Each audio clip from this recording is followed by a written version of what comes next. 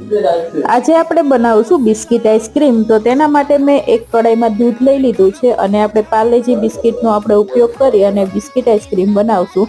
તો મેં 12 જેટલા બિસ્કિટ આ રીતના ક્રશ કરી લીધા છે। હવે આપણે જે દૂધ કાઢ્યું હતું થોડુંક બહાર કાઢી લેવાનું છે, તેમાં આપણે આ મિક્સ કરી લેશું અને એકદમ સરસ આ રીતનું મિક્સ કરી લીધું છે। હવે આપણે એને જે આપણું ગરમ દૂધ કરવા મૂક્યું હતું તેમાં આપણે ખાંડ એડ કરી દઈએ અને આપણે ઉકળવાની જાજુ જરૂર નથી, જે આપણે બિસ્કિટનો ભૂકો રાખ્યો તો તે આ રીતના નાખી દઈએ અને હલાવતા જાશું જ્યાં રીતના આ રીતના ઘટ ના થાય ત્યાં લગી।